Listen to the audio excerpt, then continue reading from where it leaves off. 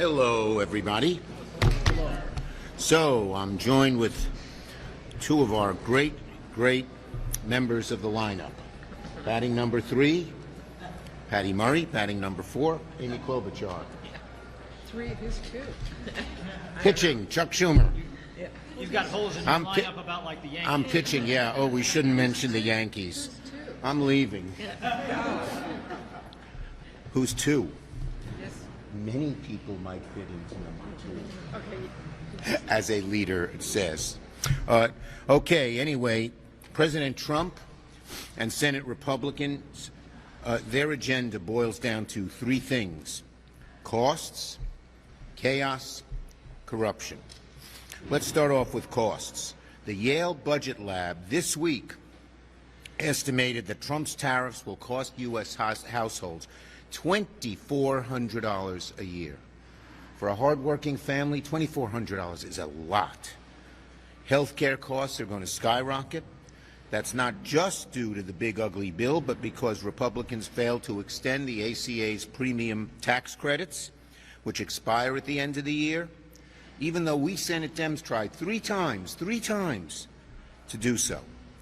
What does this mean? It means very soon, not on October 1st, 2020, not on January 1st, 2027, but as soon as this month, next month, Americans, 24 million Americans, will soon get a letter in the mail telling them that their premiums are going to go up in 2026, and that's not a small increase. The estimates are very large increases. If Republicans don't work with us to restore these credits, premiums are supposed to go up 75%, and they're going up so much that 5% of Americans, 5 million Americans, they're going up so much that 5 million Americans will lose coverage altogether because they won't be able to afford it. So to be clear, 17 million Americans will be kicked off health care because of what the Republicans did this month, and what they have refused to do, extend the tax credits to make health care more affordable in their massive tax bill. They had a lot of room for billionaire tax cuts, but not to prevent these premiums from going up on middle-class families. As costs go up, so does chaos. Donald Trump's trade war, total chaos. One minute he says yes to tariffs, the next he says no. After that, he changes his mind. Someone in our caucus today got up and said they calculated he made 100 changes in the tariffs already. Okay? What about DOGE? Again, unmitigated chaos. DOGE has fired, rehired, and fired again everyone from VA workers to medical researchers to USAID workers, even to nuclear safety personnel. Social Security is being hollowed out. 7,000 staffers were fired. Wait times on the phones have gone up. Online services have gone dark at times. Millions of seniors who depend on Social Security have been left in the dark. So with costs rising and chaos rising at an all-time high, what are the White House and Senate Republicans focused on? Unprecedented corruption, aided and abetted by Senate Republicans. Trump accepted a luxury plane from Qatar to use as Air Force One, with potentially hundreds of millions in taxpayer dollars to be spent on renovations. He turned the South Lawn of the White House into a Tesla dealership. His family is getting rich off schemes and selling access for profit.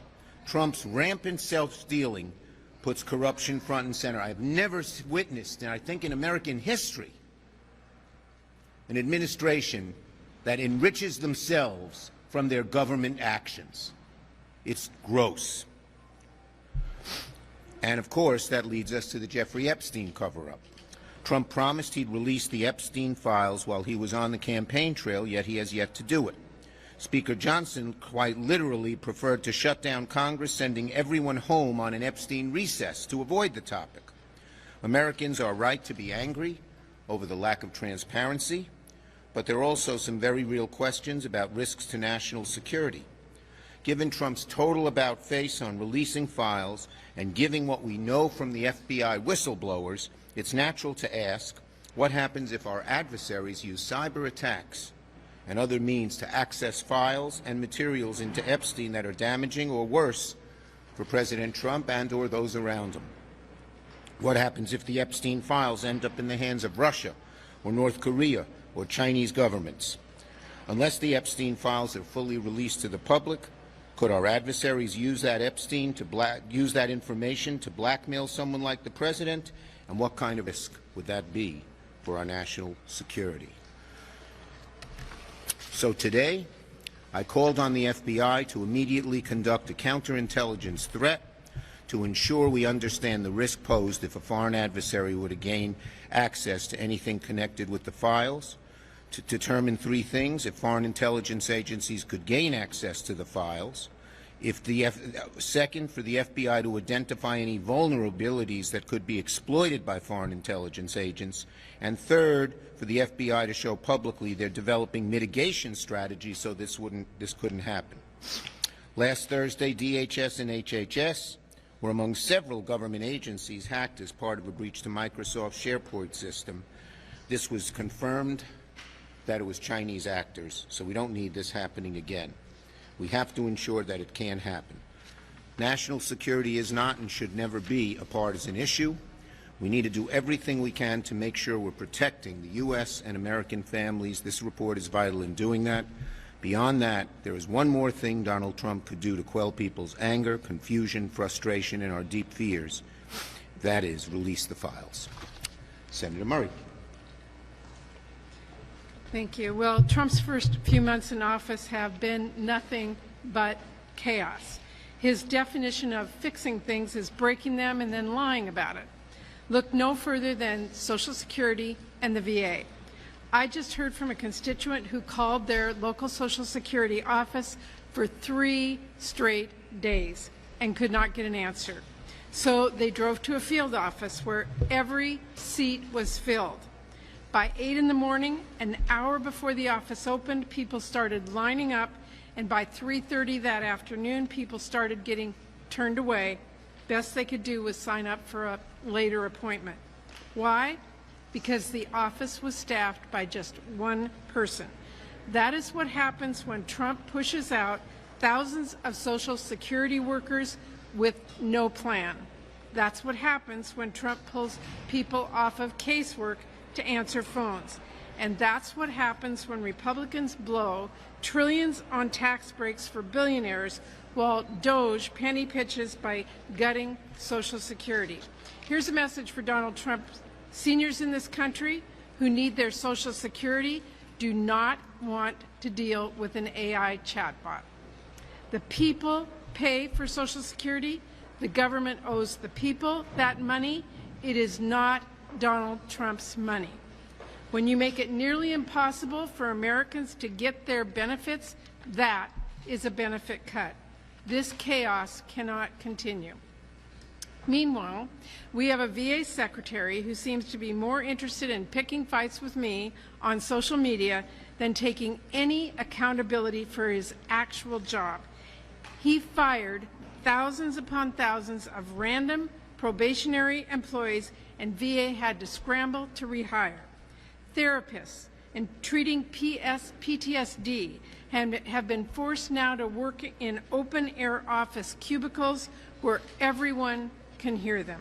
VA contracts have been canceled with seemingly no one checking what they are for first, including a cancer registry in my state.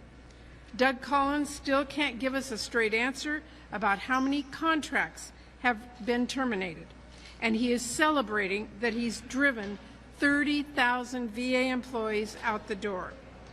Hundreds of doctors and more than 1,700 registered nurses have quit because of Collins and Trump. And when veterans share their concerns, like after Doug Collins explicitly removed language requiring VA doctors to care for veterans regardless of their politics or marital status, the answer from him is, don't worry, we'll fix it. The answer isn't, sorry, we're going to fix that. He says, don't worry, it doesn't matter. It doesn't matter? So why did he do it in the first place? And why not just put those protections back in? Here's the thing to understand about the Trump administration. These people have the wrong incentives and the wrong priorities. They will never admit a mistake, and they will always pick a fight. Every cabinet member is focused on social media and confrontation. Every failure is an opportunity to double down and lie about how you're actually making America great. They care more about getting a pat on the head from Donald Trump for a viral moment than about the chaos they are creating for regular people. Americans feel that chaos. You can't just fix that by going on Fox and saying it doesn't exist. You can't spin seniors wondering why they're waiting longer than ever for getting help with Social Security. And you cannot spin VA psychologists who veterans trust and rely on quitting because the workplace is so toxic now. The American people have a way of making themselves heard. For my part, I'm going to keep lifting up their voices. Very good. Thank you. So it has been 190 days since President Trump took office, and people were promised a bunch of stuff in that election. They were promised it in Colorado, they were promised it in Texas, and they were promised it in North Carolina. North Carolina's on my mind today. There's a few things going on there. Higher costs is what we've gotten instead. Higher costs from the health care to people's housing to grocery stores. I was up in Grand Marais, Minnesota, and saw someone walk out of a grocery store, just happened to be walking in, saw her look at her receipt, she's looking down, and she's just, no, no. That's how people are feeling. They're looking down at those going, no, no, I can't afford this. He's given us more chaos, from Social Security and the VA to the Weather Service and FEMA. I'm going to an ag hearing tomorrow that I called for oversight, and I'm glad Senator Bozeman is doing this, where they've decided to split the USDA into 5 hubs, including Utah, which means they will be incredibly less effective than they are doing their research and being able to work like other agencies do. We have seen new levels of corruption, whether it is the billionaire tax credits or what Senator Schumer just spoke to, which is the Epstein scandal. Americans know the president is not delivering what he has promised. So one of the things as we go into August that people should think about is that it's not just all far off. It's happening right now. It's happening in November when 20 million Americans signed up for health insurance will see higher premiums, $700 more on average across the country. In Minnesota, Michigan, and Maine, we're going to see premium increases up by 15% for the Affordable Care Act plans. In Texas, Georgia, and Vermont, they may surge by more than 20%. 7 million Americans are expected to lose their health care. Rural hospitals. I went on a tour of those over the weekend, and I can tell you they are hanging on already by a string. They've got to deal not only with the Medicaid cuts I just talked about, they've got to deal with the Medicare because of the huge trillions of dollars in debt, $4 trillion this bill added. It triggered automatic Medicare cuts of $500 billion, a lot of them landing on hospitals, and particularly rural hospitals. 300 expected to close. The other thing that's happening right now, tariffs. We all know that. August 1st, the big, beautiful deadline. And as Chuck mentioned, this president has changed these tariffs over 100 times in just these last 190 days. They are already facing higher costs. It's a tax on families. And imagine bragging about imposing a $100 billion tax on Americans. So whether it's the women I saw coming out of the grocery store, or it's the people who are calling in Social Security benefits in Washington State, can't get anyone to answer their call. Guy who just lost his wife in my state, finally had to drive in, couldn't get anyone to talk to, finally had to call our office, finally had to drive hundreds of miles to try to get help. Americans are paying the price for this health care sabotage, and sadly our Republican colleagues have done nothing but rubber stamp. Stop yelling. Yes, a non-yeller. You mentioned the ACA and the expiring tax credits. Are you talking to Republicans, and do you have any sort of specific offers to try and get them to the table? Look, the bottom line is this is a terrible thing. Republicans had 3 times to make this better because we offered it 3 times and they didn't do it. It's a serious, serious burden that's going to start taking effect in very real ways this fall. Yes, over there. Criticized the private business by pointing out Gallup's latest favorability rating of 37%. My question is, why isn't your message resonating more favorably with the American people? Given the CNN, Neither am I. CNN, Quinnipiac, and Wall Street Journal, your numbers, Democratic numbers, lower than that 37%. Okay, let me say two things. Number one, as people see the contrast between what the Republicans are going to do and what we want to do, they are going to believe Democrats are more on their side. In one of the very polls you cited where they said Democrats were lower, they still asked, do you prefer Democrats or Republicans? Democrats, even now, we're up 3. We're going to be up more. Yes. President Trump announced 10 days until he want to put sanctions on Russia and tariff Russia. Will you have the ability to vote for sanction bill until then, or will you? Look, I very much want to do the sanctions bill. I think it has like 84 co-sponsors, including myself and Senator Thune. We have to be tough with Putin. He's taking advantage. I think the president's even becoming exasperated. So we hope we can move the tariff bill quickly. Sure, maybe I'm